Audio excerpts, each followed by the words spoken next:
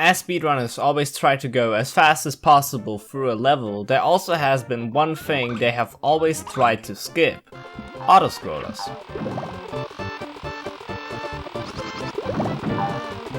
Normally, an autoscroller is an unskippable section of a game or level where the player has very little to no control of how fast he can beat the level due to the fact that the screen is scrolling on its own and not based on the player's position. Those sections are usually boring in a speedrun, where the runner just does all kinds of shenanigans to at least enjoy the autoscroller time to some extent. But for the run itself, those sections aren't really contributing anything to the time, they are more like a cutscene. No matter your skill, you will always finish an autoscroller as fast as a newcomer. But there's an exception to this rule, which are skill dependent, and those are autoscroller skips. As the name says, they skip a part or sometimes the entire autoscroller all at once so the player can beat the level faster than usually. Celeste doesn't really have traditional autoscrollers, but we have rooms that were originally only clearable with slow moving blocks, giving those the name autoscroller blocks. But as you can expect, we learned to skip all of them. So in this video, or video series, I'm going to explain to you the evolution of all autoscroller skips in Celeste any percent. From the most beginner friendly strat all the way down to the most advanced one. Let's get started with the video.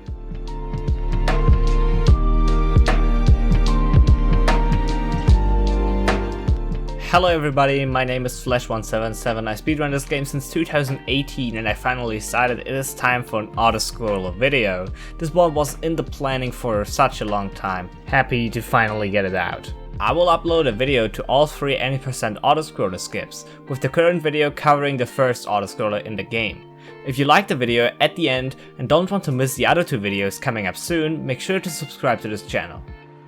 The original way of doing the first autoscroller was to simply move this block around the ceiling and then grab to it so it carries you to the end of the room. That is obviously not a skip in just playing the autoscroller, but that was still used in the first 2 weeks of speedrunning Celeste. Until Cosmic Sense 3801, which was the first world record who ever played the autoscroller differently. What Cosmic did is simply doing an extended hyper near the end of the ledge, but using the momentum of the moving block, which gives us enough speed to clear the gap. Without the moving block pushing us, we wouldn't get enough speed.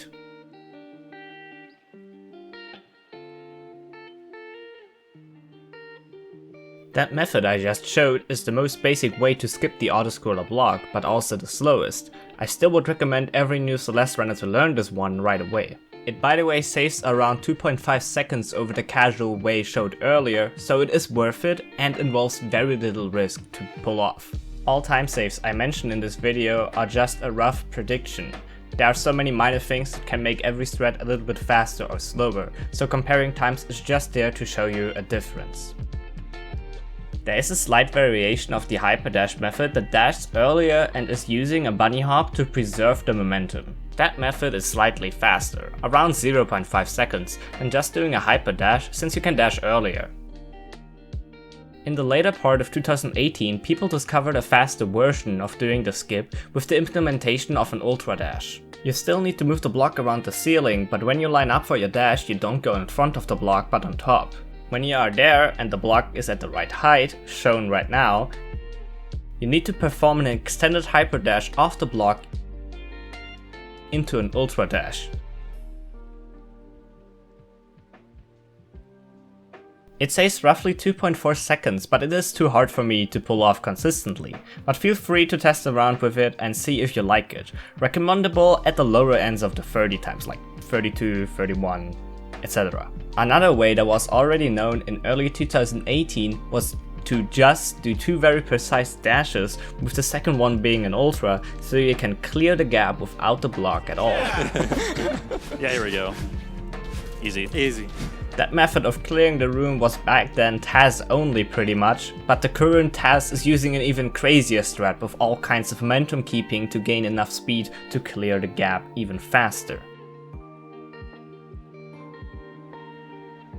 But over the years, speedrunners figured out multiple ways of doing this room without the block with human viable strats and setups, which was a huge improvement over the ultra dash method shown before. Since you don't need to go to the block or get it moving, you can simply go to the right, which is a lot faster than traveling with that slow moving block. I will divide the blockless methods into two categories. The first one is going to be with grounded ultra dashes, which are not consistent enough to be used in full runs yet, but the community is trying to optimize those. And the second method, the one all top runners are using, is with ceiling pops, but I will talk about that in a moment. The grounded ultra method has the advantage that it is faster than the ceiling pop method, by around a second if you compare optimal play with each other. The disadvantage that it has is your positioning needs to be on point, otherwise you can't clear the gap. The first 5 frames after leaving the ground you can still jump, that is called a coyote jump. Because we did an ultra, actually a grounded ultra, the coyote jump distance, aka the distance we can cover in these 5 frames, is bigger than usually. That's why we can clear the gap right here with a coyote jump.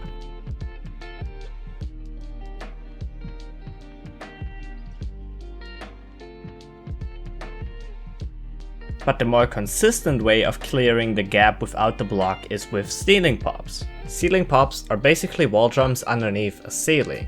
They were already known and used for a longer time in the task, but a runner called Bye was the person who discovered the human viable setup for this room. In any percent, it saves around 1.5 seconds over the previously mentioned ultra dash strategy, and in ARB, since you also collect the berry on the way, it saves roughly 4 seconds. Despite that, it is very hard to pull off, and Bye would only recommend it for a top 3 time in any percent, which is basically sub 27 or a little slower, and an ARB past the 50-minute mark, which is also quite good as a time, to be honest. But how to perform it and what makes it so precise and difficult that only top runners should really use it?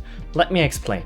You start the strat off with doing a hyperdash into a bunny hop, so you end up grabbing this wall. Just getting here alone is a little bit more trickier than it looks, in my opinion. Now you want to get to this little corner with all kinds of wall jumps around this little area. That is the easy part, but keep in mind when I was testing this I failed often at the bunny hop getting to the first wall. Now under this little corner the percise stuff is about to happen. What we need to do is a climb jump under that corner as a setup, but immediately release the wall grab button afterwards. You have to jump and not simply climb up to the top of the wall, because the jump resets our subpixels to x00, which makes this trick consistent since we don't have to rely on our subpixel position. After the jump and releasing the grab button, you need to hold right, so we slowly slide down the first wall. When we reach the very bottom of the second wall, we need to do a climb jump by repressing jump and grab at the same time. If performed correctly, Madeline will do a ceiling pop, which is a climb jump but underneath the ceiling.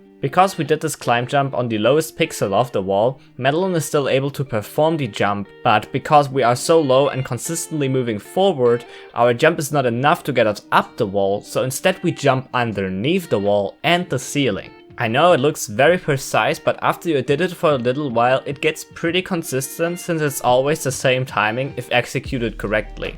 I personally realized you need to jump a little bit earlier than you think. When jumping, you are still more besides the wall than underneath the wall. But wait, there's more.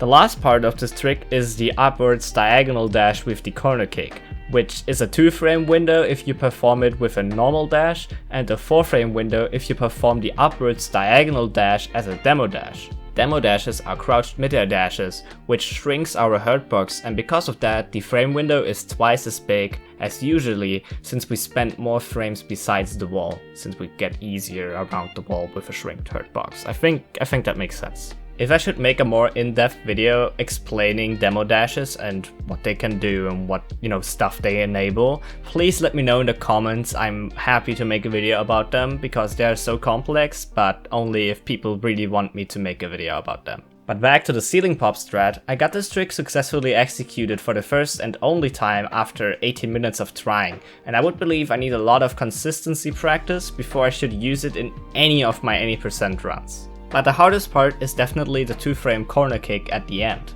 It is always the same window because of the ceiling pop before, so it is muscle memory basically, but it is still a 2-frame window, so arguably harder than Bub's Drop in Chapter 5b. And that is the last form of this autoscroller skip. This is so far the most advanced and most used method in high level of Celeste. Hope you enjoyed and understood everything I tried to cover and explain in this video. Feel free to ask questions if something was confusing to you. I'm happy to answer and explain everything again in the comments. If you want to see more speedrun explain videos, I have 2 on my channel so far, one talking about the current Celeste world record and the other one about general Celeste discoveries. If you like this one, I can only recommend these other 2 videos. Also make sure to subscribe so you won't miss the other 2 autoscroller videos coming up next week. See you hopefully then, and happy speedrunning till next week.